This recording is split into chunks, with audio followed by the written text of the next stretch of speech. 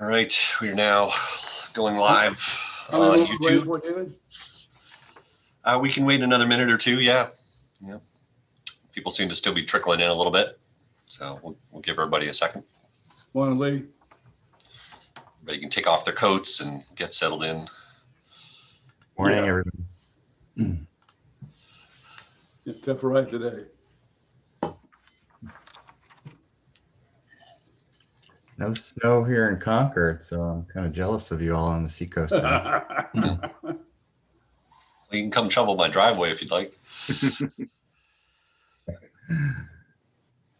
I'll send the kids out to do that. Yeah. Good luck Well, with see, that. I lost 2/3 of my shoveling crew yesterday. They went back to school, so. Ooh, your arms must be killing you, David.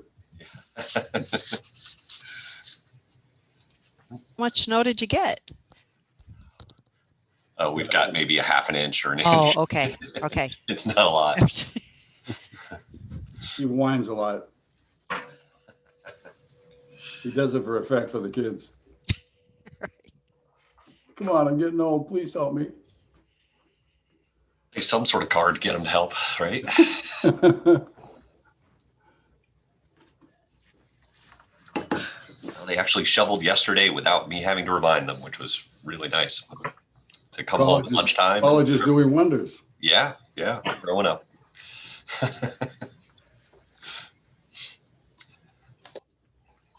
right. 3 minutes past. Shall we get started? And I would like to. anybody else can catch up. All right. Virtual meeting, our TAC committee, remote meeting via Zoom conference call per the RSA 91-A:2, Roman numeral 3, B in parentheses, the RPC chair has declared the COVID-19 outbreak an emergency and has waived the requirement that a quorum be physically present at the meeting. David, would you do the introductions, please? Sure. And I think maybe what we'll do to save just a little bit of time, I think everybody by now is pretty familiar with Zoom and Zoom etiquette and, Correct. and how to do things. I'd like to go to the minutes. Yeah, and if we'll do the minutes and we'll just do one roll call for the sort of both introductions and Sure. approval of the minutes from the last meeting. That's super. Save a little time. Do I hear anything, approval for the minutes? Yeah, I'll move that we approve the minutes as submitted. Peter For a Coffin. second. I'll second. All right, Tim, second. All right, David. Okay, so I'm just going to read people's names off in the order in which I wrote everything down. Hopefully I've got everybody. So Tim Moore. Yeah, I approve the minutes and I'm home alone. All right. Lucy St. John. I'm home alone and I abstain. Danya Seeley. I'm alone in our home office and I approve the minutes, sorry. Right. And the meeting too. Juliet Walker. Approve. I'm home in my kitchen. There are a couple other people in the house. Rad Nichols. Home alone. Approve the minutes. Thank you. Thanks. Let's see. So I've got a couple people I thought were going to be here that aren't here that I wrote down. Lee Levine. Yes, I'm home alone and non-voting. That is true, right? I forget that sometimes. Chris Jacobs. At my office at Hampton Public Works, abstain, wasn't there. Okay. Dave Sharples. I'm in the office alone and I vote yay. Peter Coffin. Home alone and approve the minutes. Thanks. Steve Pesci. At my home in Portsmouth alone, and I abstain. I wasn't present at the last meeting. All right. Tim White. Tim White, New Hampshire Department of Environmental Services, and yes to the minutes. Matt Scruton. Present. I'm in my office alone. All right. Okay, I think that's everybody. Did I miss anyone? I'm home alone. Oh, Richard. I missed Richard. And yes. Take you as a given, Richard. That's okay. That's what my wife says. Okay. All right. So assuming I didn't miss anyone other than Richard, I think we're good on the minutes. Thank you. Yeah, yes, we are. Number 3, annual highway safety improvement program performance. David, Yes, that is if me. you'd be so kind. I'm going to bring up a presentation here in a second. We will need an approval on this. I didn't put that on the agenda. I apologize. Yes, we will. But so we'll have to go through the whole roll call thing again at the end of this. So But nobody had to drive in, so that's okay. yes. Let's see. So now finding the right PowerPoint.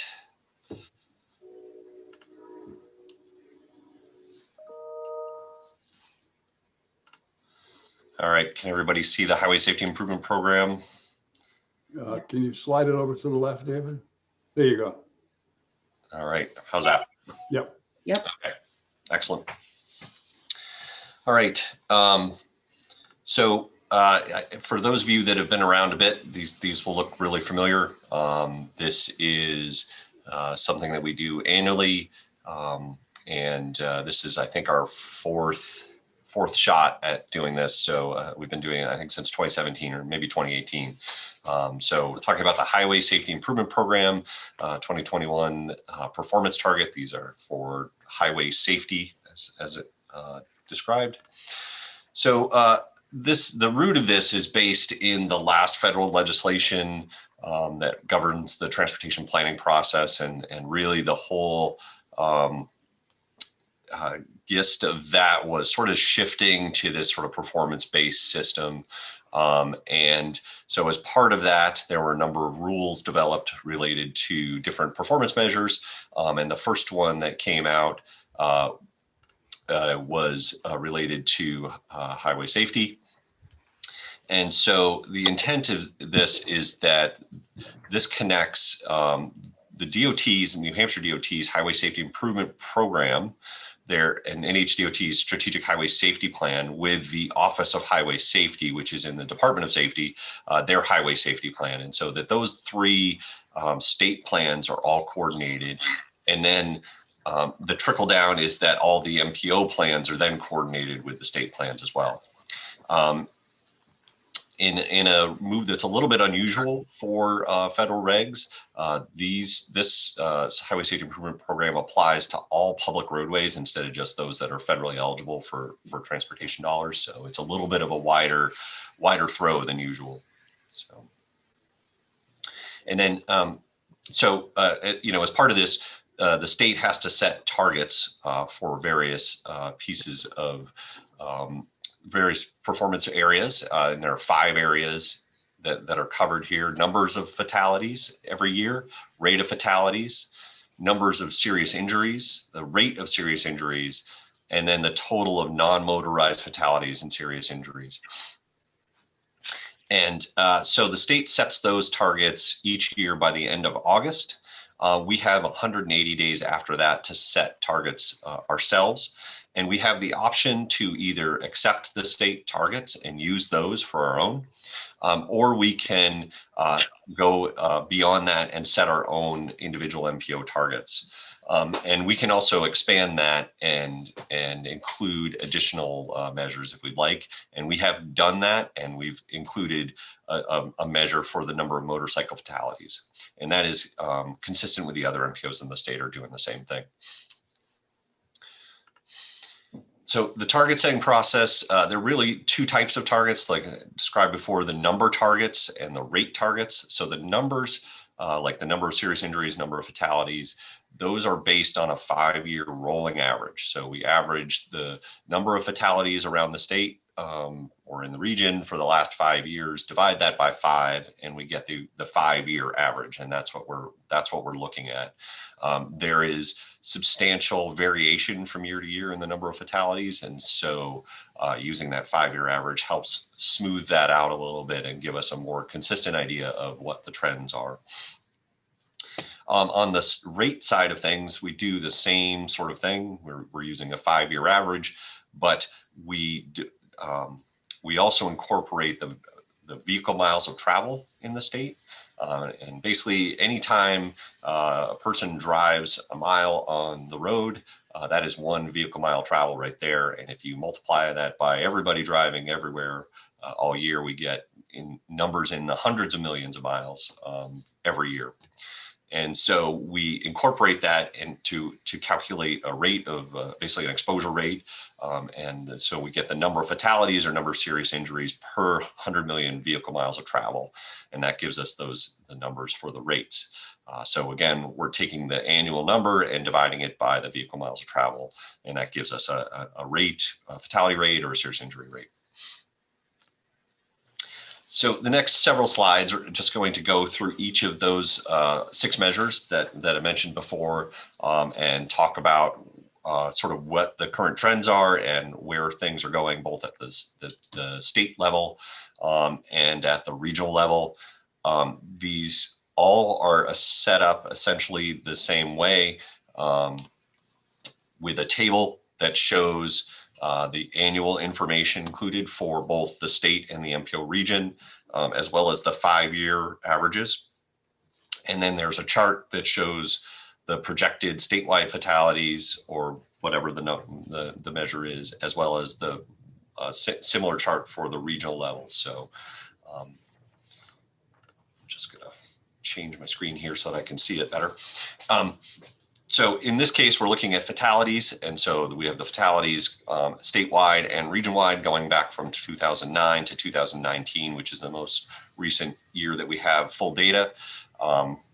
And you can see there's quite a bit of variation from year to year, both at the regional and the state level. When we look at 5-year averages, we go back again from the 2009 to 2013. You can see that by averaging out those numbers, you get a little more consistency across the board, both at the state and the regional level. Moving to the chart on the top of the page on the right side, this looks at both the annual number of statewide fatalities, the 5-year average in the dark red line, and then the dashed line is the projected based on, basically a linear projection of what the current trend is. So in this case, the projected number at the statewide level is 126 fatalities in 2021. Right. At the RPC level, below that, you see that certainly much smaller numbers of fatalities and the 5-year average and the trend are both sort of declining at this point. And we would expect, based on this statistical analysis, this just under 15 roughly fatalities in 2021. So these are what the numbers are projected out, and then I'll get into what the actual targets are expected to be sort of towards the end here. So the fatality rate, similar to the last slide, but reorganized a little bit just to keep you on your toes. We have the table at the bottom of the page, shows a lot of the same information as the last page in terms of we have the rate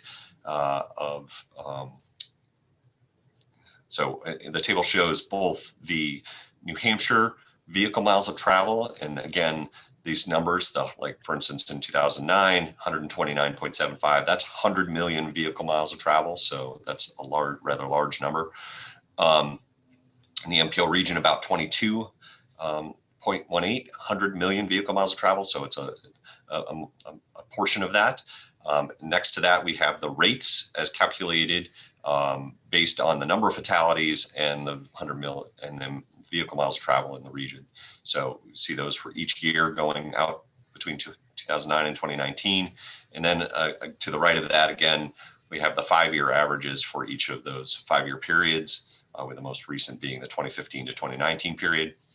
At the statewide level, again, we see the rate of fatalities in the chart in the upper left is growing or increasing slightly according to the linear analysis that we did. And then at the regional level, we're seeing, again, the analysis is projecting a slightly lower rate than what we're seeing currently for 2021. Moving to serious injuries, again, we're sort of set up the same way. In this case, though, what we're seeing is the projections are showing pretty substantial declines in serious injuries over time. And the trend lines show that both at the regional and the state level. And we're expecting to see continued declines in that as we continue to move forward in time.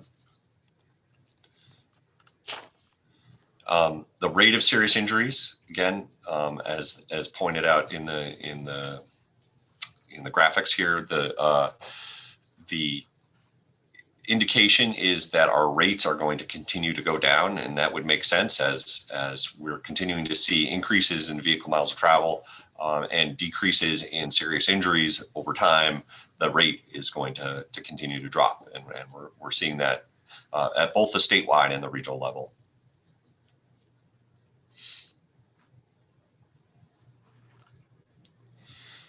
This last piece, or next to last piece, I guess, is related to non-motorized fatalities and serious injuries. These are bike and pedestrian crashes, or related crashes.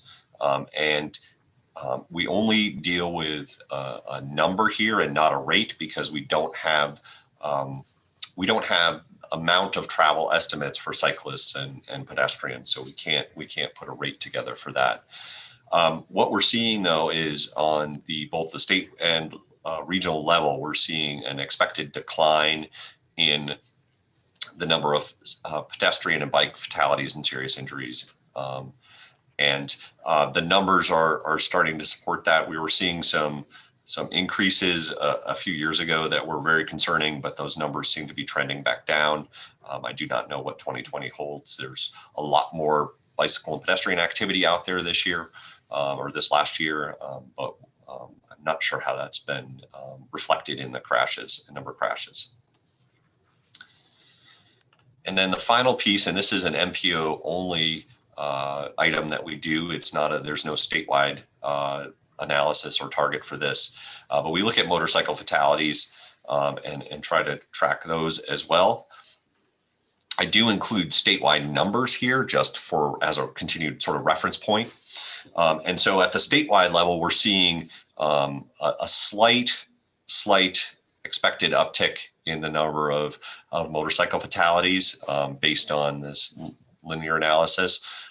That was probably largely due to, in 2019, there was that large crash, I believe in Lakes region somewhere, that killed, I think, 7 motorcyclists all at once. And Randolph, New Hampshire. Yeah, thank you.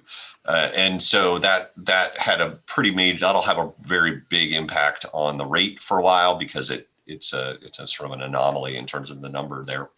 At the regional level, we're seeing a sort of an expected trend downward, and showing that we would expect to see somewhere in the range of 2 to 3 fatalities in the region, according to this analysis, for 2021. So 2019, we only had 1 fatality in the region, which was one too many, of course, but it's getting close to 0, which are the number we would really like to see for all of these. So all these different trends sort of give us an idea of where things are going. But of course, we don't necessarily want to set our targets, which is where we would like to see the number according to those trends. If your trend is up on the fatalities, for instance, you don't necessarily want to show that we are setting our target to be higher. Our target is always going to be lower. Our target should always be trying to get as close to 0 as possible. So that's what has happened at the state level, and will continue to do at the regional level. So as you can see in this chart, both at the state level, we're seeing a rising trend in both the number of fatalities and the fatality rate based on the data through 2019. However, our desired trend is downward, of course. And so the target that the state set was, rather than being the trend-based target at 126 seen in the third column of numbers, they're set the target at 120, which is hoping and working towards a lower number, and implementing projects that hopefully get to that lower number. And across the board, we're seeing that. So the number of fatalities target set statewide was 120. Fatality rate at per 100 million VMT was 0.884 as a rate. Number of serious injuries 456, which was really where the 5-year average is, as opposed to where the trend was going. And same thing with the rate of serious injuries. They're expecting, they went with more what the 5-year average is than the trend-based target. So it's more consistent with that. Non-motorized fatalities and serious injuries, they went with what the trend was, with 45.9, so just under 46. And for motorcycle fatalities, we're setting a target rate of 1 at this point. So, David, yes. excuse me, David, on page 2, that last motorcycle fatalities is on printout. Just that one line. It didn't print out? You know, in the chart that's on page 2. Oh, okay. All right. All right. Good thing it's a draft. So what I'm hopeful for is that the MPO will adopt the state targets, with the exception of the motorcycle fatalities, which we will set at 1, as that is an MPO only target. So at this point, happy to take any questions that anyone might have on it, or any comments, and then look to do the approval or recommend approval to the MPO policy committee is really what we end up doing in the end here. So, If there are no questions and somebody wants to make a motion. I think Juliet raised her hand. I'll make a motion that we accept it. Ken Latchaw, is that you? Yes, it is. I'll second the motion. Okay. Peter, did you second? Yes, I seconded. Thank you. All right. I saw that Juliet had her hand raised. Do you have a question, Juliet? Comment? Yeah, my only comment is, I know these are just metrics and that we have to adopt something, but it's concerning to me that there's a target of any number at all. It's just a part of, I know it's part of our, transportation metrics that we have to do this, but I'd love to, I hope that the state, and I hope we can consider a target of 0 at some point. That's been that's a great point. That's been a topic of discussion sort of throughout this, is do you do sort of aspirational targets, which 0 is what we're always aspiring for, or do you do realistic targets? And the state has to show reasonable progress towards their targets. So the inclination there is to set targets that they can reasonably expect to come close to meeting on an annual basis. Why don't they have 0 as a placeholder, David? Yeah, and I think some of that is just the nature of the targets being annual. The expected change from year to year is very minor, and we haven't quite figured out how to sort of connect that with that aspirational longer term goal that we know we can't meet in a year. Yeah. So I think there's just been a lot of discussion in that. And I think, as part of our long range plan update, I definitely want to think about how we might move towards that sort of, there's a national effort called Vision Zero that is really all about using those, 0, targeting those 0 fatalities. And so, how can we incorporate that and have that as our aspirational target and still sort of meet that sort of progress requirement that Federal Highways has for us? So, all right. I think if I could weigh in on that for a second. Chris? While I appreciate that we'd want to go to 0, as I don't currently own a motorcycle, but I've had 3. Until there's a change in attitude, meaning even from the federal level, you put on a motorcycle a speedometer that will go to 140. And as a 25-year-old man, I can tell you that I tried to see whether that was even possible. And, 96 is where I gave up, 96 miles an hour. So in other words, the MPO and what we have as an engineer, the MPO and what we control are speed limits, road safety, road design, road improvement, things of that nature. But we can't control if there's no assistance from the manufacturers or the federal government through mandates, if you're going to continue to put 140 mile per hour motorcycle speedometer on there, and let's say no upper limit that would literally choke out the engine at, let's say, 90, it's an act in futility. So while I truly appreciate what Juliet says, I think there has to be cooperation from the other side. It'd be like saying, okay, we're going to give everybody spaceships to travel on, rockets, literally, because that's what these are, rice rockets, and somehow tie it to, well, your pavement was bad, or that's why I say it's an act in futility. Yeah. Yeah. I mean, Chris, just to clarify, I wasn't just talking about motorcycles. I think No. I appreciate that Dave raised the Vision Zero. That was sort of what I was alluding to. And Yeah. I understand, practically speaking, we're not going to see a zero fatality, but I think it's an aspirational thing we should talk about as an MPO. And I agree. We but totally thanks, Chris. I agree with that. Yeah, I just think that even on vehicles, if a Corvette with 405 horsepower, I got passed the other day by a guy in a Porsche. He had the ability to go 95 between exits 4 and 3, and he did it. Ooh. But so if from a federal highway perspective, if we're going to make an aspiration to go to zero, there has to be a change in psychology and reasonability. So, yeah. Daniel, you had a question? Yeah, and Steve Pesci also had his hand up. Yeah.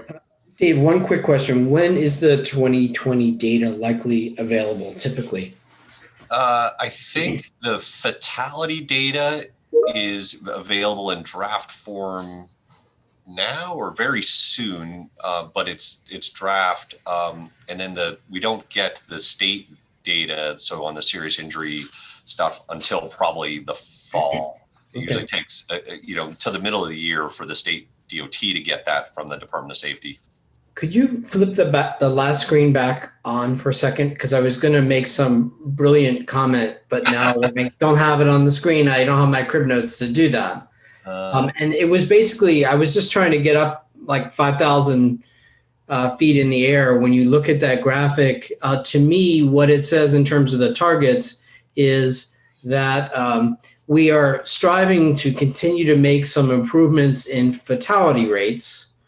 We are accepting that the serious injury rates are okay or good, and actually we're even letting them go higher. And on the non-motorized side, we're kind of saying things are okay. So, I mean, that's how I view it, is the state saying we still want to make improvements on reducing fatalities. But on the serious injuries, we're like taking our foot off the gas pedal a little bit. Yep. So, I mean, I think in an era of limited resources and kind of some unknowns, I think that's a logical framework that we always want to obviously reduce fatalities first. So, I mean, I think there's a logic to it. You may not agree with the logic on the serious injury goals, but I agree with the framework that's being presented. I'll say that. And I think it's admirable as well that the Rockingham MPO is displaying and talking about motorcycle fatalities. I think that's very good that you're doing that. Danya? Yes, thank you. Sorry, I have to use old school putting my hand up. That's okay. It's okay.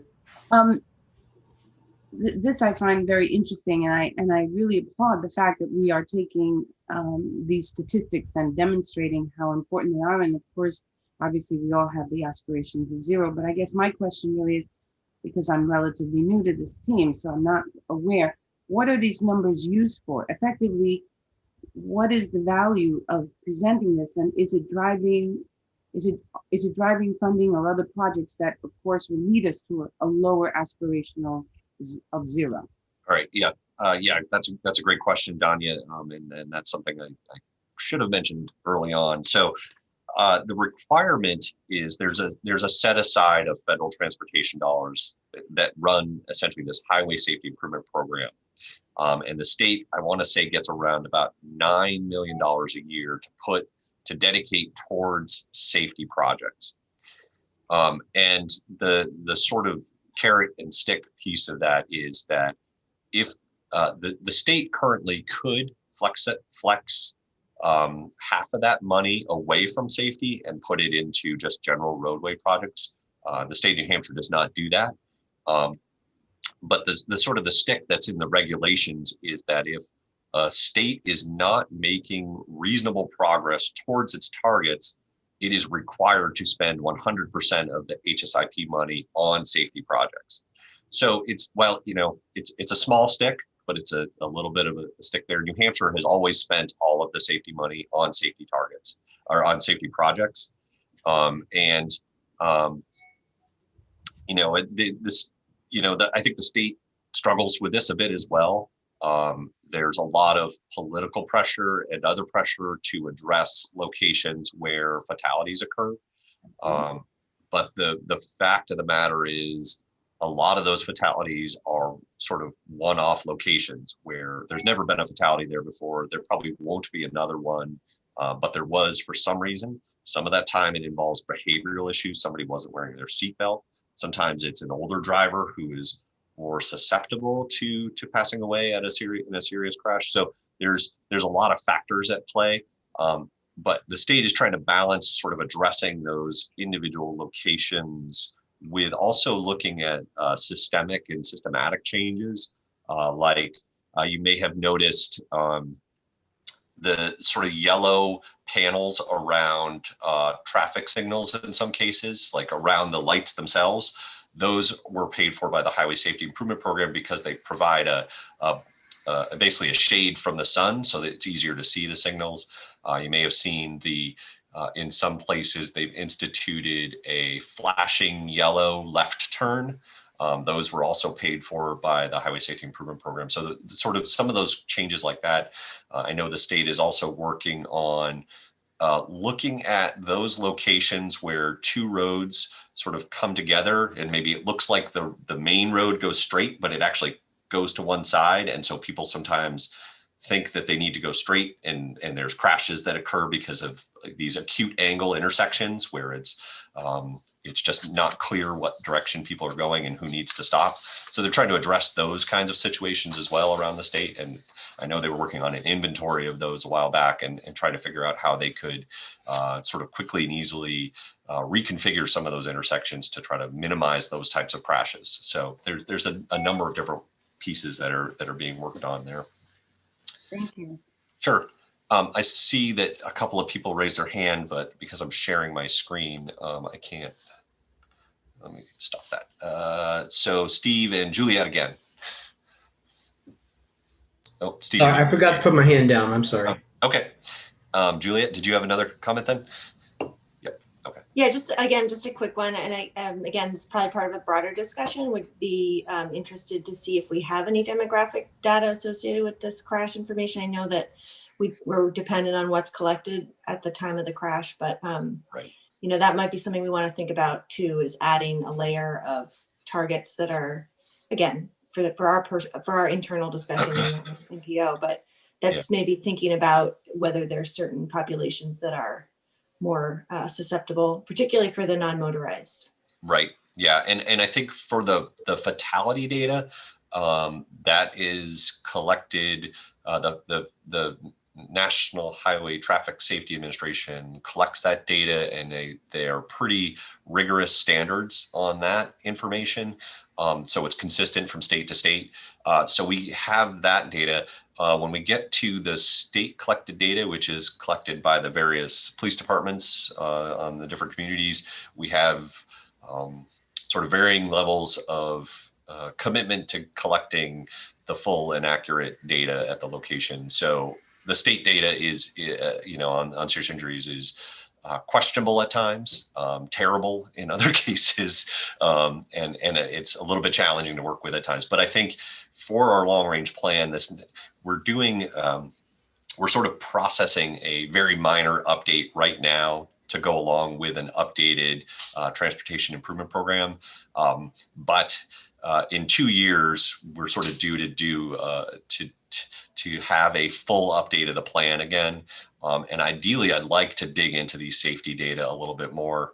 I've got Christian doing sort of a regional safety analysis. And right now we're sort of focused on locational information so that communities can use it. We're trying to basically identify locations that are potentially eligible for HSIP projects around our region. And we would share that information with the communities so that ahead of the December due date of any HSIP application, a community would be able to know if they have any areas in their locations in their community that had either a fatality or a serious injury in the last, I believe it's 10 years is the cutoff.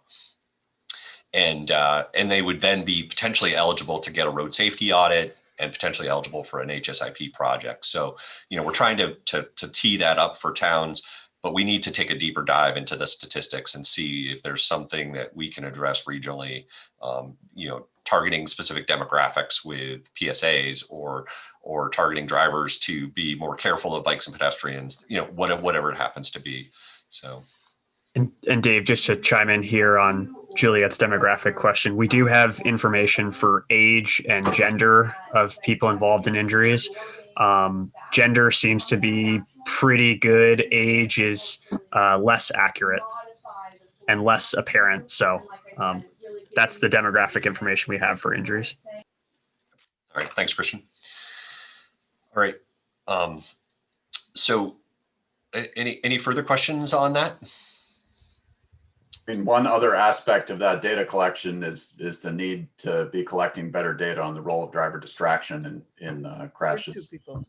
I think Massachusetts, for their state crash reporting form, has maybe 5 or 6 questions that specifically prompt the responding officer to identify the role that different sources of distraction might have played in the crash. And I don't think New Hampshire has that. Especially based on knowing a number of cyclists that have been hit and then the resulting crash form that just identified failure to yield, but nothing about distraction. All right. Thanks, Scott. David, can you increase our tiles? Can I increase your tiles? We've got 3 across instead of 4 or 5. I think that might be on your screen, Richard. Yeah, mine's got 5. Mine's got 4 by 5 deep. I have none. Yeah, so it's let's see. You could set your view. All right, that's okay. So I'm not going to take the time to do it now. I'm not still sharing my screen, am I now? So okay. No. Okay, so we do need a motion and a second on this.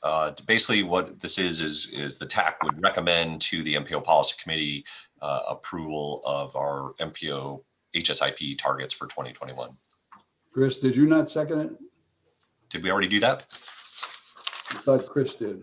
No, I thought. I'll second it if nobody has. All right, Peter second. Yeah. Do we have them? Peter did. Right. Did somebody do a motion? I didn't catch that. Lay did the motion, I believe. Okay. Peter did the second. Okay. All right. That works for me. So I'm going to go through the roll call again in the order I have things written down. Please speak up if I miss you at the end. We've had a couple people join us in the interim here. So I do have them listed. So hopefully I will catch everybody. So can I just ask who did the motion? Chris Jacobs. Okay. I think, right? In the future, can you help me out when you guys make a motion or a second, if you just say your name, because I can't see if I'm looking at a whole group of people and I don't see who actually moves their mouth. I'm not always sure of whose voice I'm hearing. All right. Okay. Thanks. Good point. Thanks. This is the last time you have to deal with it in this meeting, Annette, but Okay. for the future, because I think we'll be doing these again. We'll be here next month doing this exact same thing. Different topics, but same stuff. Okay, so, all right. Ken Latchaw. Yes. All right, thank you, Ken. Tim Moore. Yes. Lucy St. John. I abstain. All right, thank you. Danya. Yes. All right. Juliet. Yes. Rad. Maybe you're muted, Rad, or he left us. No. All right, we'll skip Rad He for is now. muted. Yep. All right. Phone's ringing. Okay, person who joined us, Annie Collier, our new member from Newton. Aye. Hi, good morning. I know you weren't here for a big chunk of the discussion, so just wanted to at least recognize that you're here. I appreciate that. Thank you. And I'll abstain since I wasn't part of it. All right, thank you. Mark Connors, our new member from Stratum. Hi, good morning. Aye. Lee Levine. I'm non-voting. Non-voting. Why do I keep forgetting that, Lee? It's too early today. Chris Jacobs. Yay. All right. Dave Sharples. Yes. Peter Coffin. Yes. Steve Pesci. Abstain. All right. Tim White. Yes. All right. Matt Scruton. Yes. Last but not least, hopefully, Richard McDermott. Yes. All right. Did I miss anyone? No? Oh, all right. Getting better. Okay. Well, thank you. That's that item. Next, East Coast Greenway update, including trailhead access analysis. Scott Bogle. Right, terrific. Let me see about sharing my screen here. Scott, can you increase your volume just a bit? Yep, I will.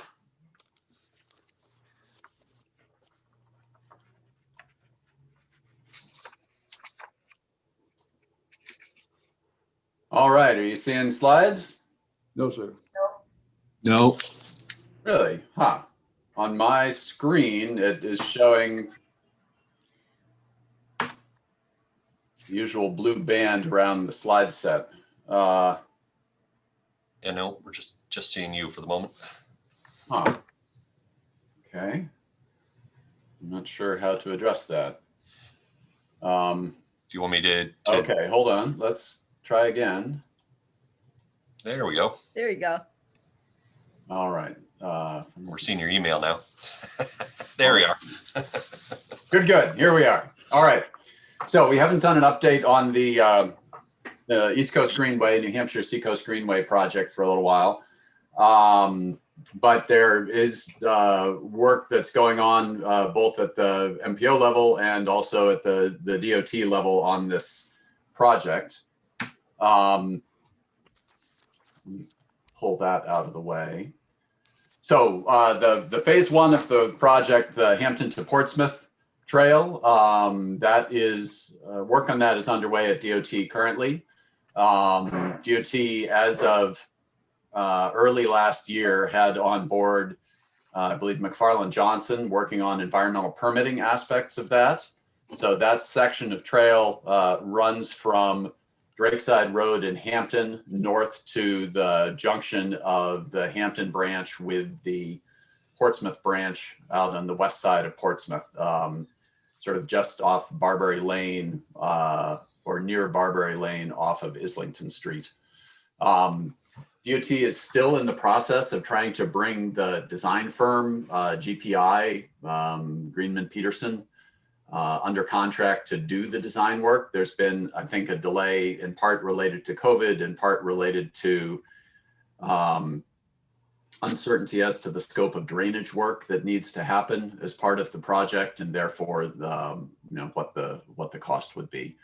At this point, because of that delay, I think the likely time frame for construction, from conversation with Mike Dugas, who's the project manager at DOT, there's still a thought that they could get out to bid by late 2022, but likely looking at construction in 2023. Phase two down in Seabrook, is in the 10-year plan for construction in 2030, with engineering starting in 2027, I believe.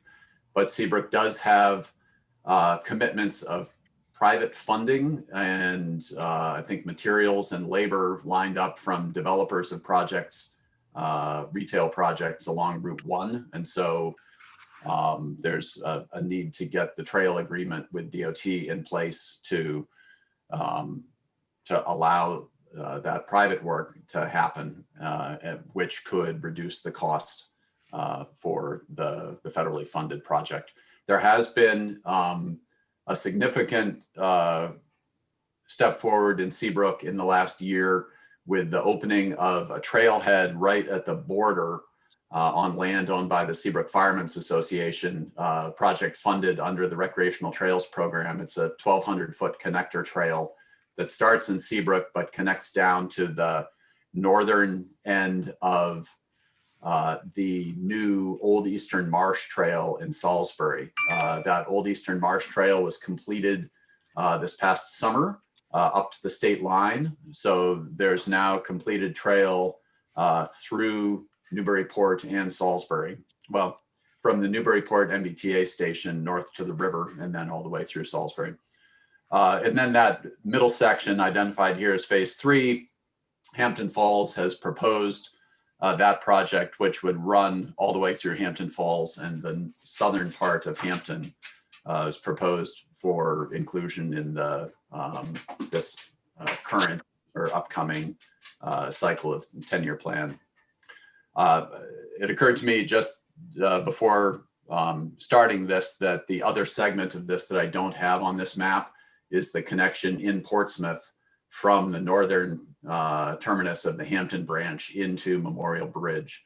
And I know that City of Portsmouth has been doing work on that. Maybe after I get through the slides, Juliet could just say a little bit about planning for that. But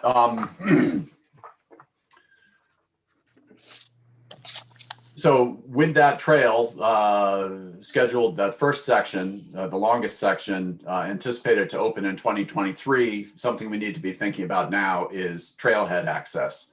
Certainly the ability for people to access the trail is going to be critical for the trail's success. And for folks who live nearby, they may just need to be able to walk on or bike on. But for folks who are at a greater distance, there'll be a need for parking access. So we undertook an analysis of all of the trail crossings, all of the road crossings of the Hampton branch during the, this is something we did this fall. Christian did some great mapping of parcel data to identify which crossings had adjacent public land and therefore potential for trailhead development with parking. The analysis document that came out of that work was one of the attachments that went out with the meeting packet. Just a little bit here about ideal trailhead elements. And then I'll go through, I won't go through all 23 of those crossings, but go through the 9 that have adjacent public land and therefore potential for trailhead development with parking. But typically at a trailhead, you want that trailhead to be a place where folks who are just getting on the trail can get oriented. A big part of that is having a kiosk with a trail map. I believe that this kiosk here is one of the trailheads in Salisbury, Mass, but would have maps, information on trail etiquette, and so forth. Need to be doing planning for safe connections to get to that trailhead from adjacent neighborhoods or to get from the trail to downtowns and to amenities, whether those are public restrooms, ice cream shops, lunch places, bike shops, etc. As part of that, also consideration for wayfinding signage to let folks who are on the trail know where they can get off to access those amenities. Parking, restroom facilities if possible. Those certainly aren't always provided, particularly at rural trailheads, but that is preferred if that can be made to happen, whether that's a permanent facility or a portable seasonal facility like you see in the picture on the left. And then equestrian access is something that we need to think about in the context of this project, because when the state, when the Capital Budget Overview Committee approved use of toll credits as the match to buy the Hampton branch, there was a requirement placed on it that equestrian access needed to be allowed. And so that introduces some different needs in terms of the design of parking areas in order to accommodate not just cars, but horse trailers. Some management considerations, certainly maintenance, ease of maintenance, cost of development of the facility, also enforcement and access control is a significant part of that. We've heard from a couple of the corridor communities now that in the absence of access control at road crossings, you have people going out on the corridor with ATVs. In Northampton, we've had some reports of people going out with pickup trucks and dumping their trash.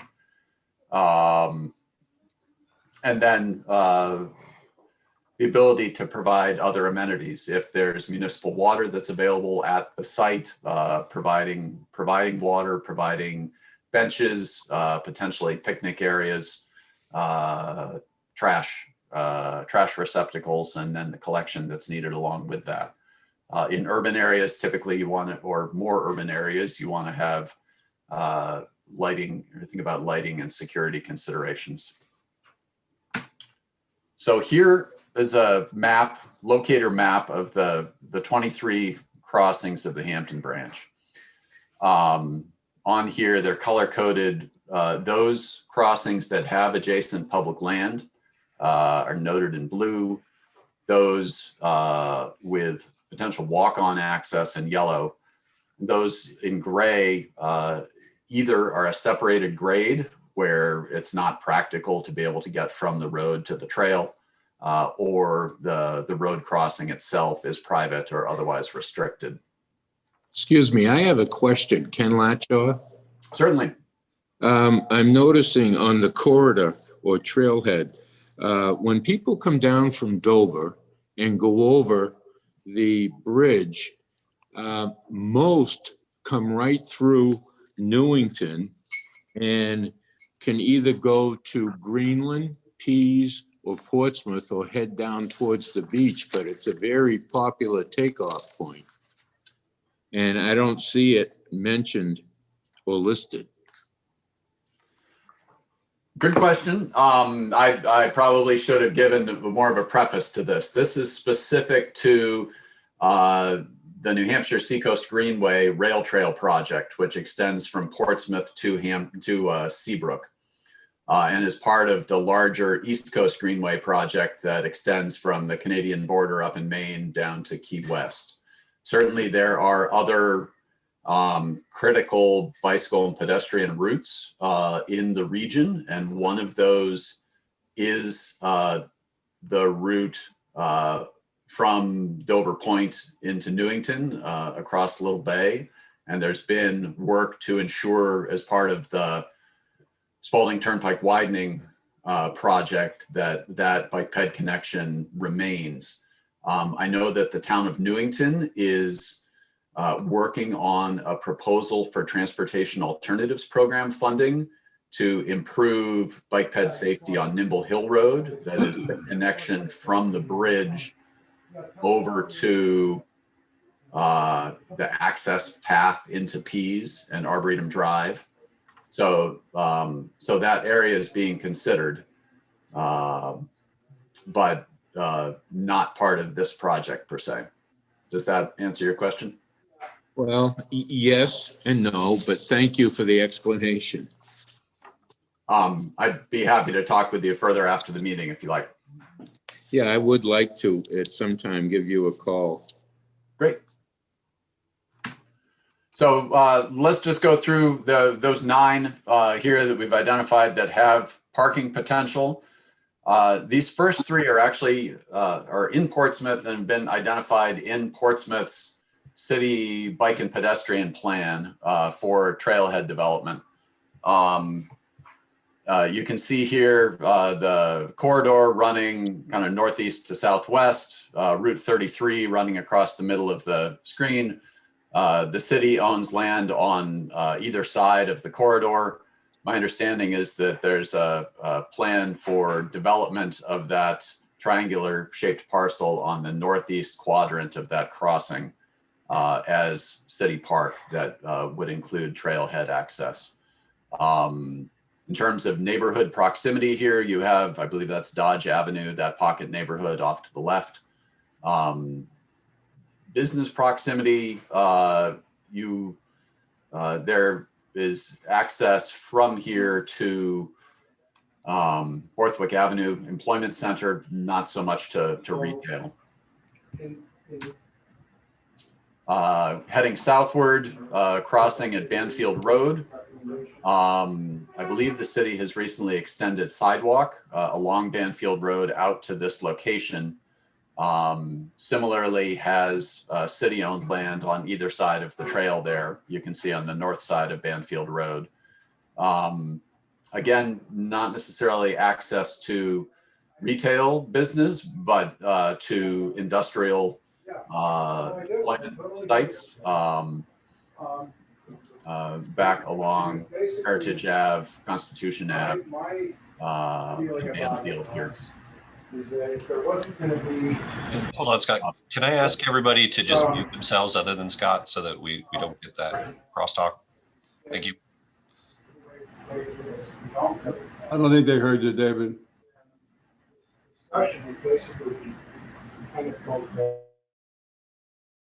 Scott, you're going to have to unmute yourself, but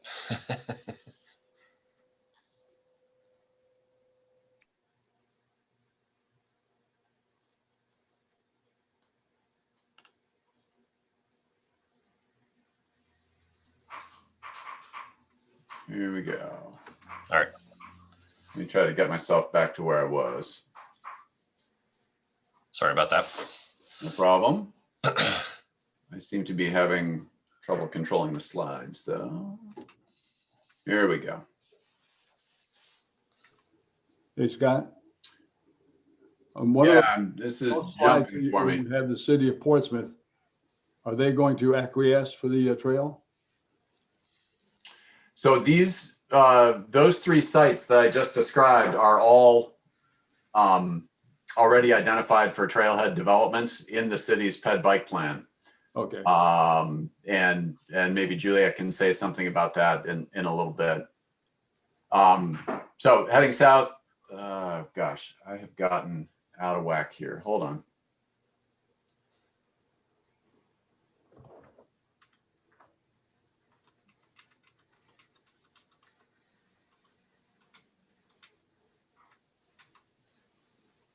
Okay, Banfield Road, Ocean Road, similar situation in the handout that went out with the meeting packet. I had actually misidentified Ocean Road as not having parking potential, but there is a flag lot you can see to the west of the trail corridor owned by the city that would have potential for that.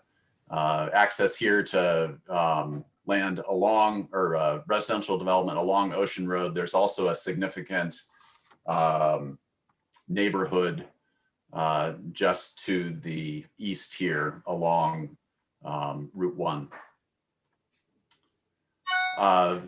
Next real opportunity is right in Northampton's town center, where you're immediately adjacent to Town Hall, to the town library, short distance to businesses along Route 1. When the state purchased the corridor, there's also a adjacent parcel that came with it on the northeast quadrant here that would have potential for development of a trailhead. Also, you can see that the corridor itself widens out such that you could have parking, angle-in parking right along the trail back here behind the old baggage building and adjacent to Joe's Meat Market.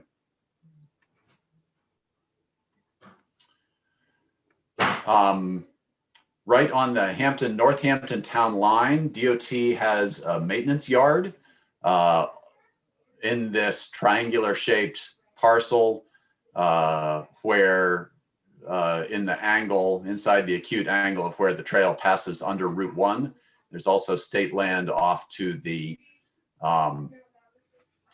west of Route 1. There's been some initial discussion with the Department of Transportation as to whether or not that parcel could be made available for trailhead development. The DOT chief engineer for the maintenance district has said that while that yard doesn't get a lot of use, there is a shed on that yard that is used for equipment storage, that they are reluctant to give up. But if alternate sources of storage could be found for that equipment elsewhere in the area, that might be a possibility from his standpoint. That isn't something that has by any means been agreed to, but is being explored as a possibility. Going further south, to the south of Hampton's town center, you see here the interchange of Route 1 and Route 101. When the interchange realignment study was done about 5 years ago, there was consideration of putting a regional transit center in this parcel. That transit center concept was ultimately rejected by the town, but I think there was an openness to the possibility of putting a trailhead in that on that land in the middle of that interchange. Now, the interchange itself is scheduled for realignment in the 10-year plan, going out, I believe it's 2028. And so there may be potential to add a trailhead as part of that project. As part of that project, traffic on Route 1 would be channeled onto the current northbound barrel with a diamond intersection. This corridor on the west that currently carries southbound Route 1 traffic would become a local road. So there may be potential there, which would line up with the timeline for when this section of trail could possibly be completed. Depot Landing in Hampton Falls currently has a parking area used by locals, but also out of town folks.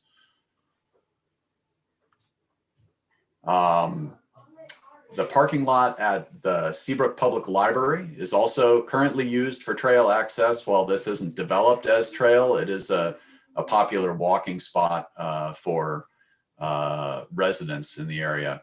I know as part of Seabrook's Safe Routes to School planning process, there was also discussion of extending Boynton, I believe it's Boynton Lane here, out to intersect with the trail for access for that pocket neighborhood. And then finally, here's the trailhead that I noted that was constructed in the last year on land owned by the Seabrook Firemen's Association, and the trail extends down across Firemen's Association land and then across MBTA owned land to connect with the new trail in Salisbury, just south of the border. And we're currently working with DOT Traffic Bureau to add wayfinding signage to get people from the on-road route for the Greenway on Route 1A to this trailhead and back. So one of the points with this trailhead development is that there's not funding in the current construction project for the Hampton to Portsmouth phase 1 of the trail for trailhead development. So DOT's position has been that trailhead development will be the responsibility of municipalities in conjunction with private funding sources to try to get these built or to find funding to get these done. So this is something that we're working on, and that was part of the rationale for this study. So next steps specifically with trailhead development include working with an engineer that is part of the regional trail group and has been willing to provide some pro bono conceptual design services to come up with plans for how parking could be laid out for these trailheads. Then continuing to provide input on the design process for the main Hampton to Portsmouth project. The current New Hampshire Seacoast Greenway Advisory Committee is working to incorporate a nonprofit New Hampshire Seacoast Greenway Alliance that would work on private funding development, also work on recruiting and training volunteers to do trail maintenance. A next phase of this trailhead access analysis is looking for opportunities to make direct connections between pocket neighborhoods along Route 1 to the trail itself. As a lot of those neighborhoods really don't have good walkability access along Route 1 to other resources. So Christian recently did a separate parcel mapping analysis to look at ownership of land in between those pocket neighborhoods and the corridor, and what potential there might be for developing trail connections directly to those neighborhoods. So continued community outreach.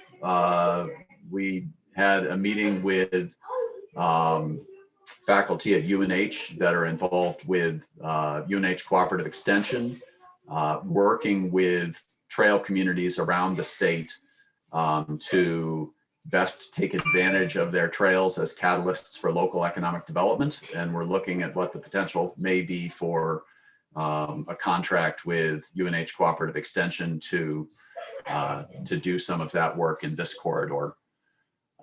Continuing with, once we have the New Hampshire Seacoast Greenway Alliance established, working on development of that trail volunteer program and an adopt a trail program.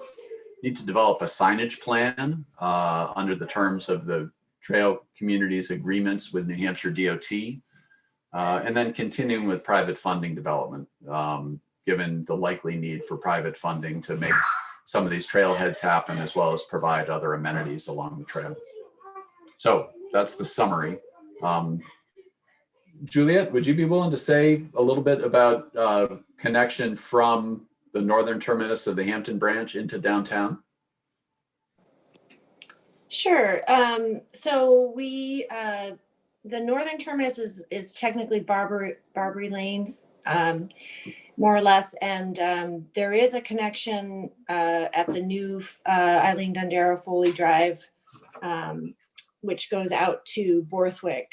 So both of those streets would connect to Borthwick, and we would have an on-street bike facility on Borthwick that then takes us up to the Route 1 bypass. And Route 1 bypass on the other side of Borthwick, there is a new road being built and is actually currently already in existence, and will have a side path, multi-use path next to it for bicycles and pedestrians that will connect to what is now the Kate Street, and that'll connect so we will then have a continuous connection on road and as well as on a separated path to Bartlett Street. And then the future plans are to then bring the trail across Bartlett to the North Mill Pond.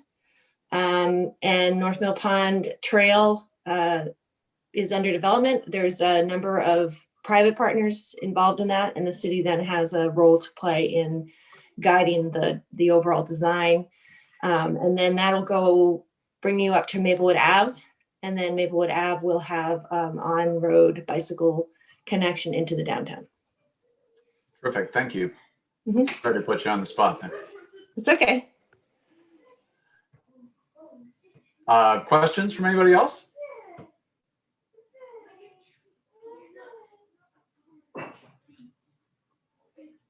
Danya. Okay, can you hear me now? Yep. Yeah. Thank you, first of all. This is really, really exciting. Once it's well underway, I can imagine the amount of usage this will attract. My question is really just for reference. Rye being almost contiguous to the the trail path. Has there been any consideration in the past, or should there be any consideration for any links to for access to the trail, and or for allowing passage onto perhaps more towards the shore? You said more towards the shore? Yeah, towards the beach area. Yeah. Yeah, there's certainly been planning for that on an informal basis. There's been a group of mountain bike trail riders that has been that did an analysis a couple of years ago now, working with Southeast Land Trust and working with RPC to map all conservation land in the corridor communities and look at how the spine route of the rail trail itself could be used to connect local single track trail networks. In terms of connections to the shore, there are a number of opportunities for that. Certainly down in Seabrook, Route 286 goes out to the coast. In Hampton, I know the community is looking at accommodation improvements on Winnacunnet Road that goes out from the town center and the trail out to the coast.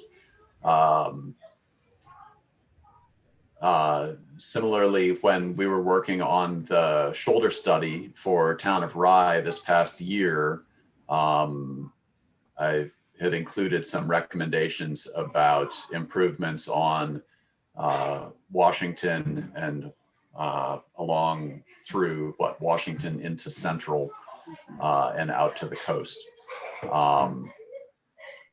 So those connections on the next steps note that I had about focusing on connections to the trail, you know, those broader connections to get not just to adjacent town centers, but out to the beach needs to be part of that. I welcome the opportunity to receive a copy of anything you have. Obviously, I think those discussions predate me, but to the extent that it makes sense to at least determine if it's still a viable opportunity for us to consider, I'm happy to take that on. I guess one thing I note is in talking about those connections, I don't know that there's necessarily, I'm not sure about potential for actually having multi-use path connections that are separated from roadways. I think the concentration there would be trying to ensure good, safe shoulder bicycle route on the existing roadways. Julia? Yeah, just related to that, Portsmouth has two projects that are in construction basically, or in design, on Peverly and Elwyn that ultimately would get out to the Rye border.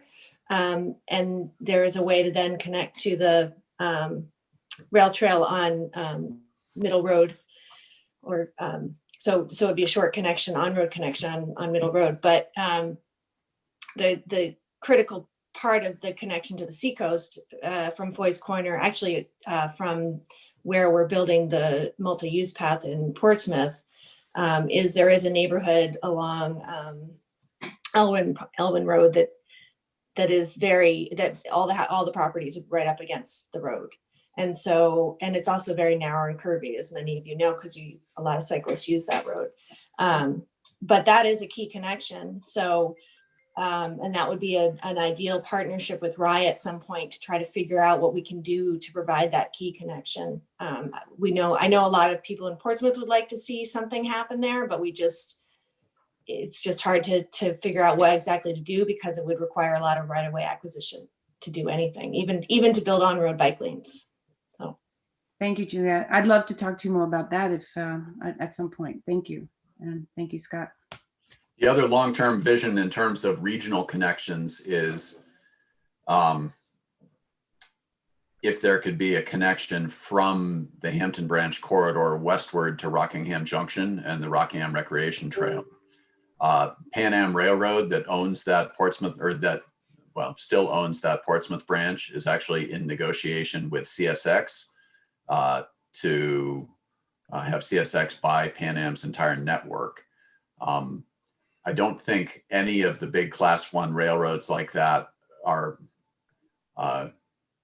super enthusiastic about rail with trail, but there are a number of examples around the country where CSX has done that. And so I'm feeling hopeful that if that sale goes through, there might be an opportunity to reach an agreement with CSX to allow rail with trail westward from the Hampton branch out to Rockingham Junction, which would then connect to the Rockingham Recreation Trail that goes all the way out to Manchester, and in turn connects with the Granite State Rail Trail that will go from Methuen all the way up to Lebanon. So that's a exciting possibility, certainly not a given, but worth pursuing. If I could throw in one comment, I understand that, having read the report, that Hampton would need to prepare its own park and ride areas. Just to give you an idea of the constraints for us to do that. This year we have a warrant article before the town, $15 million to improve Winnicott and High Street. We need to do sewer replacement below, drainage upgrades, and then would do the full width pavement, sidewalks, things of that nature. That's going to make those, if you will, far more pedestrian safe and probably bicycle safe.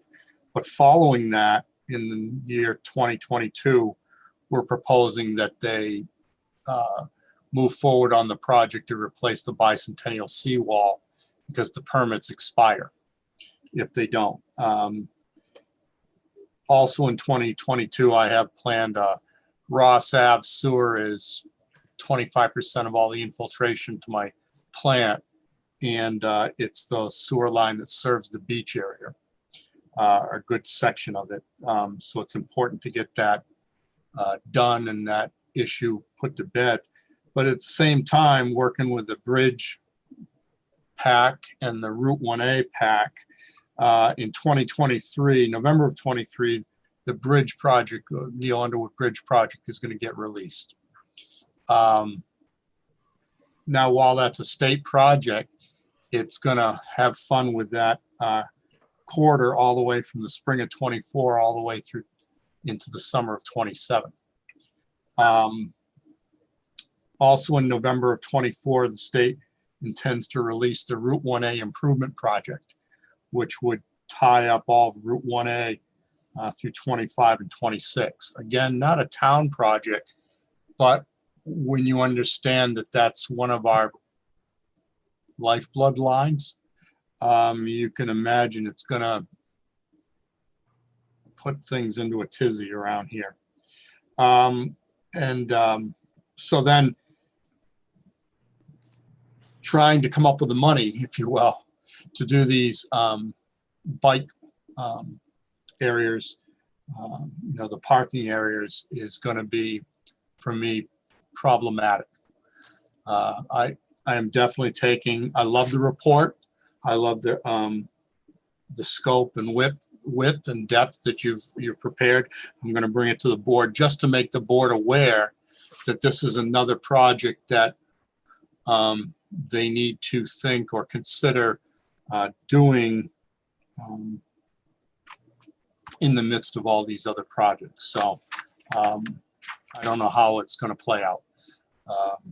As I've said to the board, if we don't do High and Winnicott, if the voters don't approve it here in March, it'll be very difficult with the other schedule that I just laid out of seeing either another vote for High and Winnicott, maybe one street at a time, to get done in the same frame, same time slot as all those other projects. So it's just, I bring that up because I think sometimes people sense that there's a reluctance on Hampton's part to maybe jump into this in a full manner, gun-ho, but there's just so many pressures on the community at this time. And then to hear that, maybe 2020, I don't know what year it was that you mentioned about Route 101 and 1A realignment, and that's definitely an issue because for safety reasons, I try to avoid that cut through and making the loop as much as possible. Yeah, if that occurs in 2028, more fun. So that's all. Yeah, I mean, the point about the ability to get municipalities to fund this, I think we recognize that particularly given the economic impact of COVID, that getting municipalities to fund these developments may not be realistic, but that's really one of the goals of establishing this regional nonprofit. Right. There are a number of private businesses that have reached out with an interest in contributing to the trail effort in some fashion. And I think that there's that part of that is the ability to, or there's interest in trailhead development, because there'd be some ability, say, to put a corporate logo on a kiosk. I would agree. And the other possibility is going after, there's a federal program, the funding passes through DOT, but then goes to the state Trails Bureau called Recreational Trails Program. And trailhead development is an eligible project type for that. And that was the funding stream that was used by the Friends of the Seabrook Rail Trail to build that connector trail. So while the department has said that it will be up to the municipalities to do this, the expectation is that the nonprofit would work with the municipalities to find the funding to do this. I'll express that to the board. That's very helpful, because experience Hampton and the Hampton Chamber of Commerce and the Hampton Beach Area Commissioner, all three are groups that are very supportive of these efforts and have the ability to, like you say, raise private funds.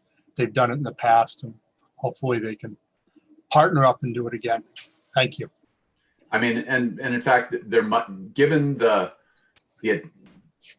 attention paid to possible trailhead development as part of that Route 101 interchange realignment study, I think there'd be a reasonable case to be made when that project gets into design to include a trailhead as part of that project as well. Thank you. Excuse me, Scott. I just wanted to say, I would like to give you a call, but my battery is depleting very fast, and I think I'm going to lose you in the next few minutes, but I will be in touch. Okay, I can shoot you an email so you have my cell. Oh, okay, that's wonderful. Great. Yeah, please. All right. Any other questions? Thanks for your time. Dave, Scott, nice presentation. Thank you, Scott. Fiscal 22-23, Unified Planning Work Program. Oh, Dave's back. Yes, I am back for more exciting transportation stuff. We can't wait. I know. I'm going to share my screen again and talk briefly about the Unified Planning Work Program, otherwise known as which I started in the middle of the UPWP. All right, so UPWP is our transportation planning work program for a 2-year period. Some states do 1-year period, some states do longer, I think, than that. But we've always done a 2-year work program here. And really what it does is it translates our core functions and into work tasks and products and outcomes. And it's essentially a scope of work for our transportation planning over the next 2 fiscal years. And it connects our planning process to the regional, state, and national priorities.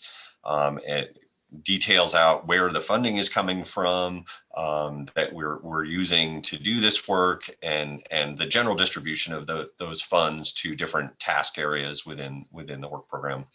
The intent is that it sort of lays out the structure of work, but also gives us substantial flexibility to sort of respond to community or state or regional needs sort of as they come up over that course of that 2 years.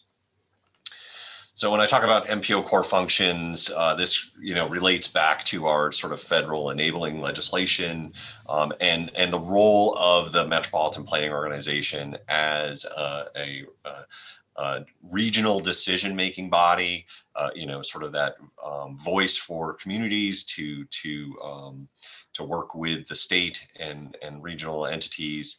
But we have, a couple of sort of primary tasks that we are sort of legislatively and regulatorily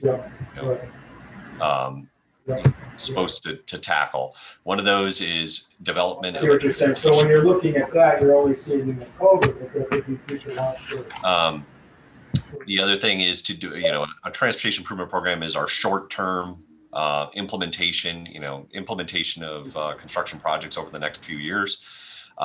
We are also supposed to prepare and maintain our Metropolitan Transportation Plan, otherwise known as the Long Range Transportation Plan. That is a 20+ year look forward as to where we would like our transportation system to go, including project specifics and expected funding. We are supposed to develop our, like I said, a financially constrained transportation improvement program, and that is, meaning that those short-term projects are. We are expecting to have the resources available to implement the projects that we say we are going to implement.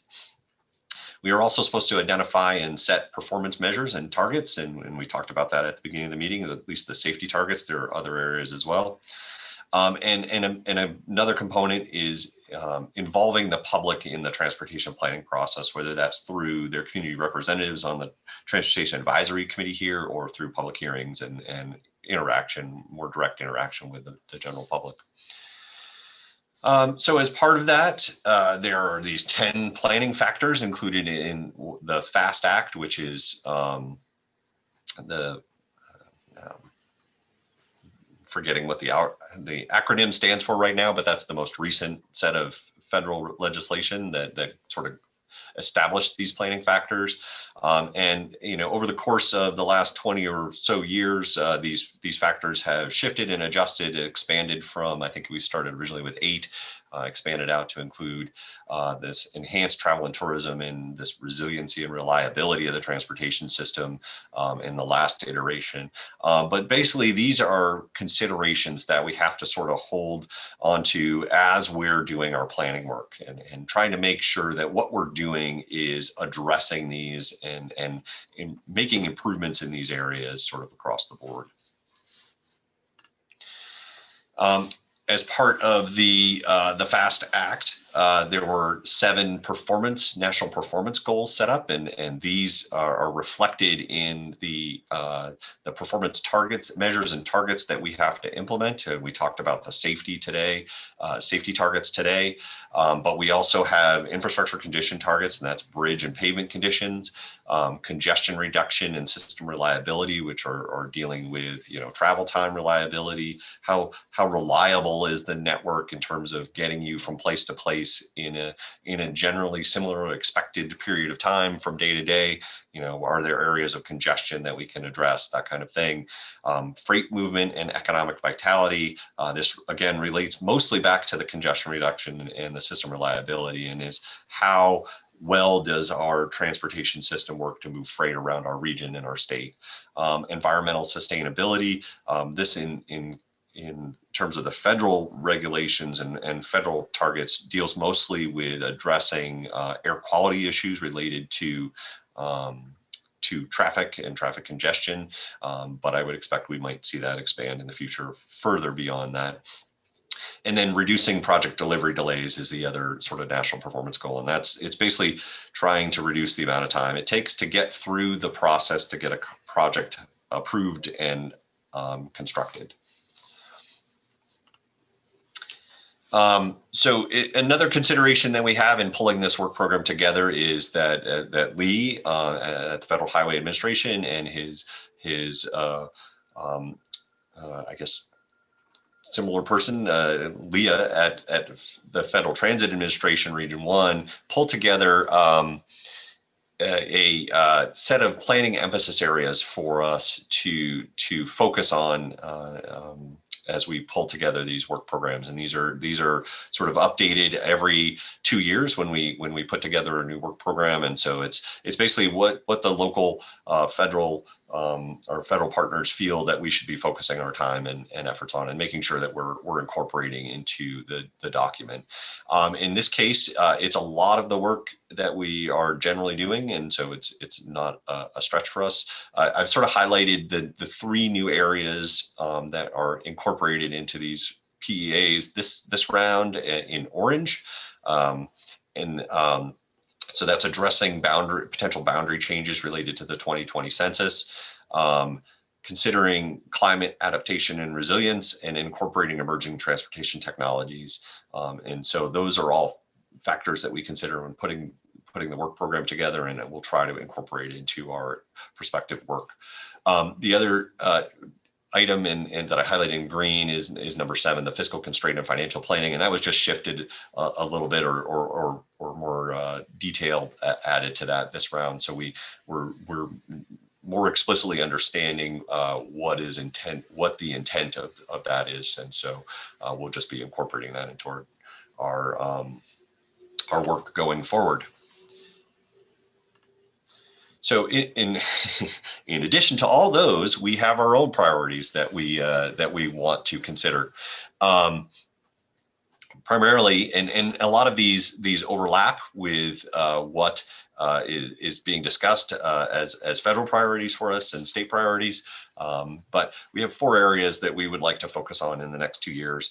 One is continuing to sort of advance our work on transportation system resiliency and adaptation to climate change. We're doing a lot of work on the seacoast right now. We want to expand that out and try to ensure that the entirety of our region is incorporated into that work that we're doing. Integrating what's called the Planning and Environmental Linkages, or the PEL program, into the Metropolitan Transportation Plan. That is a federal program that basically looks to have your transportation plan be able to serve as a baseline environmental document for transportation projects that are being implemented, to sort of help to speed up the environmental review process. And so we're looking into how we can incorporate the aspects into our plan so that we can meet that requirement, and that the DOT and communities could use our long range planning work to sort of help smooth the process of getting projects approved and understanding their potential impacts. Another big priority for us in the region will be working with these urbanized area boundary changes that may result from the 2020 census. And that always is a little bit interesting. The urbanized area boundaries don't define our region per se, but they do have an impact on how we do things, and potentially, I guess it could say who is in what MPO or what has to be considered by our MPO versus neighboring MPOs, that kind of thing. So it's a little complicated, but it's something that we'll be addressing when those numbers. I think we expect those numbers to come out sort of early in 2022. So we'll start to address that then. As part of the census update, there is also the Federal Highway Administration asked the state to update their functional classification of their state highways. So we'll be looking to do that as well and participate in that process as part of this UPWP. And that's basically, determining which roads are arterials versus collector roads and that kind of thing, and just making sure that our network is reflected accurately in the state functional classification network. And then the last piece that I want to talk about here is just our long-range transportation plan. I mentioned earlier in the meeting that we're looking to do a full rework of that and update of that plan over the next couple of years. And that's just heavily incorporated into the UPWP. And we'll be looking to incorporate the planning environmental linkages, the further work on resiliency and adaptation, further work on our congestion management process that we've been developing and trying to detail out areas of congestion, as well as the safety and further detailing out the kind of safety concerns that we have around the region. So within the UPWP, yep. I'm sorry. Anybody have any questions? No, go ahead, David. Okay, so within the work program, it's divided up into 6 categories of work, and we try to sort of provide focus areas for those categories. The current UPWP, and again, I'm still in the process of drafting this current one, but our currently active work program has about 100, just over 100 different activities, including that, and almost 140 potential work products. Some of the things that are included in the work program are, that we may need to do. We have to just sort of account for those things that sometimes happen or don't happen, depending on, a number of things.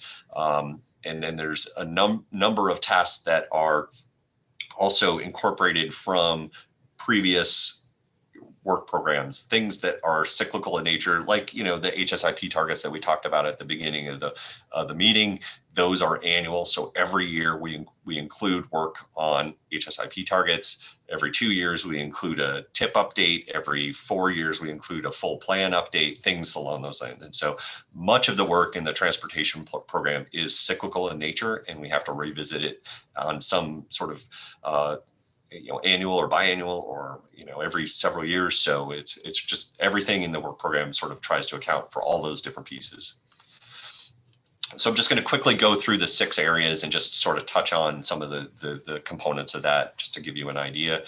Category 100 is our administrative kind of piece of that. Includes just sort of working on a report that we'll have to develop this fall coming up about the current work program. We have to look back at the last 2 years. Every 2 years, we have to look back at the previous work program and say, did we do what we said we were going to do on the timeframes that we said we were going to do it? And just it's sort of a check-in and just to make sure that we are sort of being consistent with our work program. And then general MPO administration was in that. That's sort of the day-to-day work of running the MPO and monitoring things. We also include our training and attendance at things like conferences and workshops and that kind of thing. Category 200 is pretty wide-reaching. This is where a large portion of the work that we do is incorporated. This is policy and planning. So this is our, where we do the work for our long-range plan. We do the work for the transportation improvement program. Our performance-based planning efforts are all sort of incorporated into documents here. Things like the congestion management system or congestion management process. The bike pedestrian planning around the region is incorporated into this aspect. Our work with the state on the state long range plan will be included here. Freight planning, work with our interagency partners on a monthly basis that we do, discussing the transportation improvement program and air quality conformity issues and all sort of those related issues that we need to coordinate amongst all of the various RPCs and state DOT and federal partners as well. That all incorporates and is included in this. In addition, we also have a role in the 10-year plan process, and that is included in here as well. Although it's a state process, not a federal process, we do have a legislatively designated role in that. Category 300 is our public outreach component. This is where we do the work for, and build the work for the TAC and the policy committees, but it's also broader than that. We have a public participation plan, and in that plan, there are a number of sort of outreach efforts that we do, and we try to incorporate all of that work in here. And coming up for this next UPWP, one of the things I'd like to focus on in that is getting ourselves prepared and even starting to do sort of mixed virtual and in-person meetings so that when we have somewhat inclement weather like we're having today, if someone doesn't want to drive to Exeter to participate in the TAC meeting, they can do that virtually, while others maybe want to come to the room because it's not an issue for them. And of course, going forward, as long as the COVID-19 remains a problem, we'll continue to meet virtually, but at some point I do expect that we will be able to see each other actually in person again. So category 400 is our planning support. This is really where sort of a lot of the background work occurs. This is all the geographic information system support that we get from Christian and from Rob Prine, all the data that gets tabulated, the demographics and all that. We do a number of inventory work around the region and different aspects of the transportation system. The big one that we've been working on for a number of years now is our regional stream crossing data, and we're continuing to refine and expand that database. We're looking at expanding our traffic count data and incorporating more bicycle and pedestrian counts into that, as well as we include our work with our regional travel demand model in here. And we need to get some, we're hoping to acquire some vehicle probe data that gives us some information on people's travel patterns in lieu of doing a full-blown household travel survey, if we can find the funding for that. Category 500, this is our technical assistance program, and this includes work that we do for individual member communities, groups of communities, but also for transit agencies such as Coast, and it'll also gives us a place to build our participation on the project advisory committees for NHDOT projects and other initiatives that they're undertaking. For instance, currently, I think between Scott and I, we sit on 8 different project advisory committees around the region for projects that are being implemented. We occasionally are involved on the statewide highway safety improvement program committee, and other Scott's involved in what's now, I think, the statewide complete streets committee, used to be the statewide bike pedestrian committee, things like that. Another piece of this that's related is, and this program is part of that, is we're hoping to extend the volunteer driver program that has coverage in various parts of our region to incorporate the entirety of our region, and that will likely need to wait till the post-COVID timeframe, but that's something that we've been looking to try to do for several years now.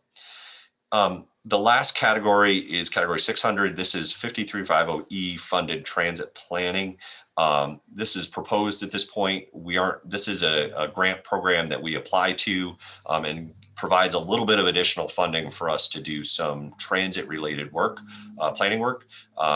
We don't know that we have those grants yet, but if we get them, we're looking at doing updating the public transit coordination plan for the ACT region, which is sort of consistent with the coast transit region and the seacoast area of our MPO region. And then also looking at studying bike and pedestrian access to coast transit stops. So if we get those grant funds, those are the two items that we're hoping to undertake with that money. So looking at our funding for the next 2 years, this is the current budget that we have right now, just with the fiscal year 2022 and 2023 funding put in there. So we're getting roughly $800,000 in federal planning funds, those PL funds, some about $200,000 in federal transit administration planning funds, and then about another $100,000 in state planning and research funds. If we currently are getting an FTA 5350E grant, 5305E grant for $46,000. That's in the current UPWP. I'm not sure what the number would be for the one going forward. But anyways, the idea of this is to just sort of give you an idea of the sort of level of funding that we're looking at.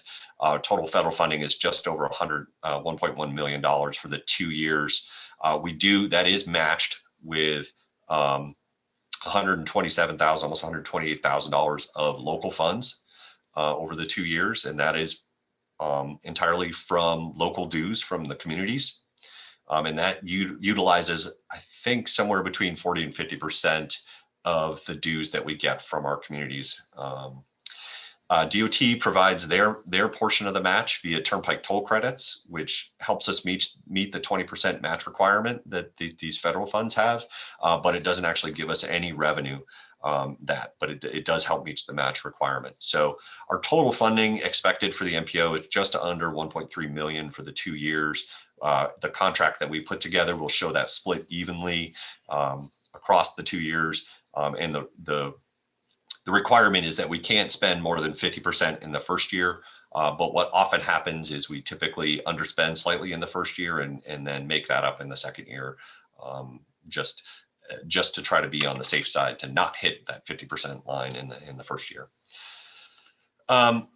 So when you look at the breakdown of those 6 areas in terms of what the sort of the share of hours and funding that each of those areas get, and this is based on the current UPWP right now, not the proposed one, again, because I'm still pulling that all together. The policy and planning, that's the 200 category, that's the bulk, the largest share of our work. So it's about 30% of the work we do. Support and the GIS and the modeling and that kind of thing is about 25%. And that's the 400 area. The technical assistance to communities and our other regional partners, that's about 20% of our total budget and hours.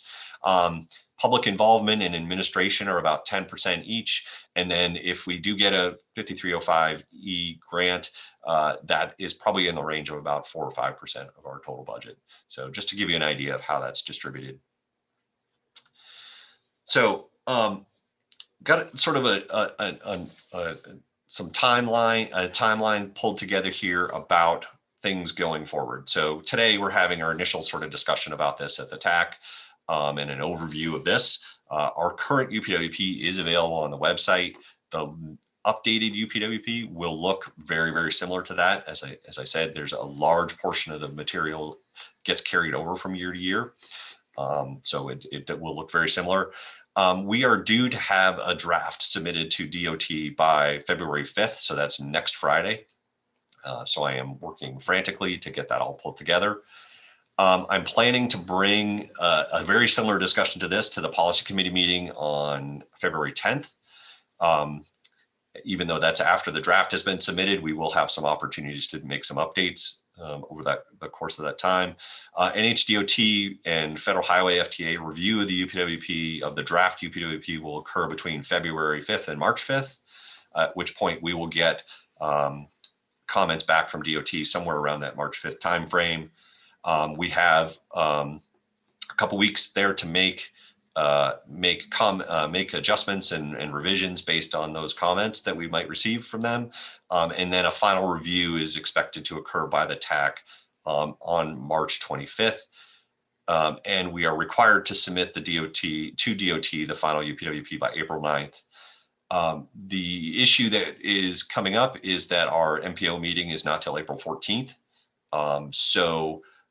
We'll be submitting this basically without going through the usual process, which is we usually get MPO policy committee approval on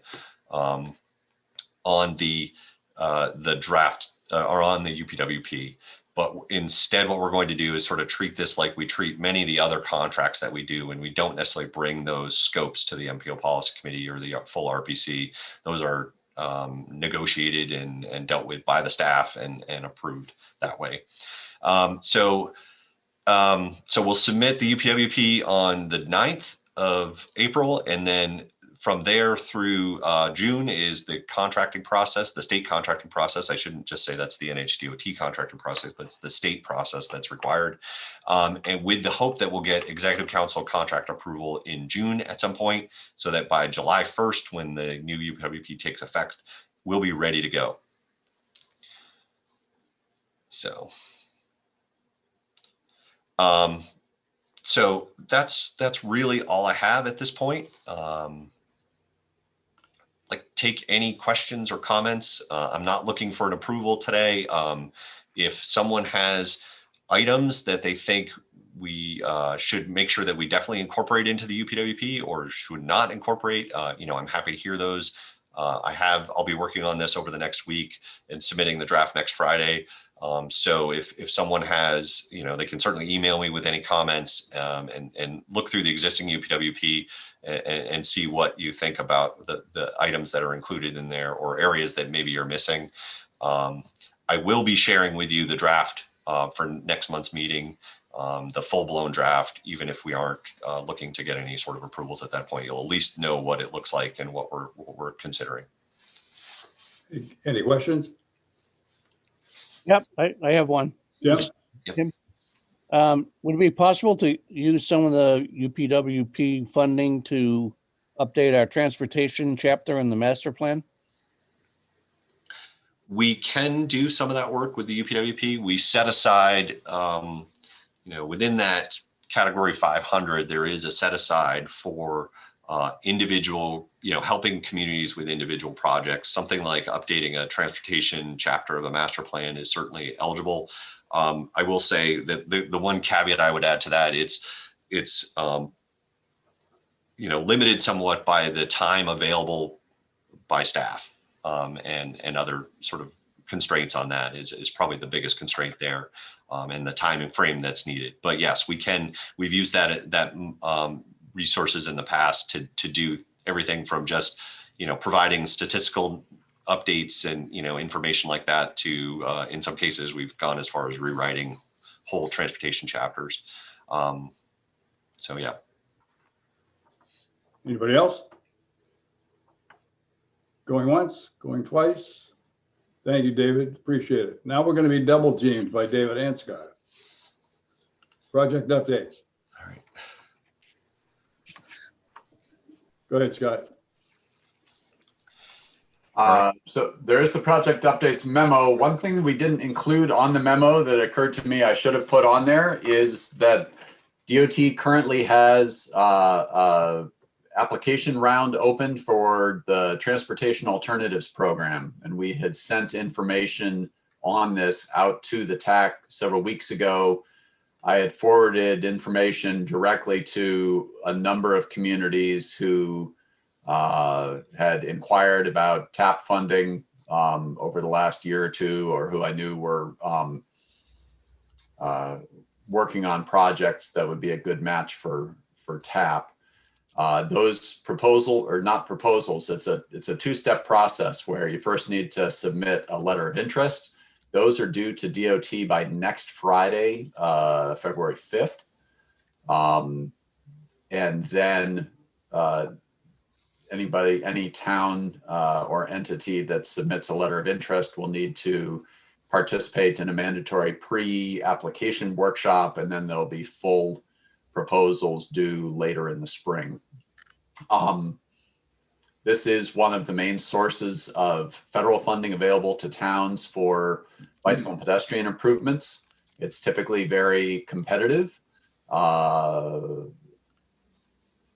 It can provide up to 80% federal share for eligible project costs. There's a minimum project size of $400,000 or $320,000 in federal share, maximum size of 1.2 million with a maximum federal grant of $1 million. But for any communities that have that are thinking about that, we can provide assistance. I just reviewed a draft letter of interest for Newington yesterday. So let me know. Time is a bit tight, but if you have a project, particularly if you have a project that already has some conceptual engineering behind it, this is a great opportunity. David? Yeah, I'm going to just apologize. I neglected to actually send that project updates memo out to folks who should be getting it momentarily because I just sent it out. We probably don't want to spend the time to go through all these because it is almost 11 o'clock now. So if I will just say that if anybody has any questions about items that are on there, we put contact information for Scott or I, depending on who's involved in the project. In some cases, it's both Scott and I. So if you have questions about particular projects that are in the works or updates that we've added, please do not hesitate to reach out. I do want to share one last thing. Is this under the discussion? It can be, sure. All right. Yeah. Just want to make sure. Yep. We can move on to that. So I'm going to just share my screen one last time and just show. Oh, God. Yeah, I know. Hit it, buddy. Yep.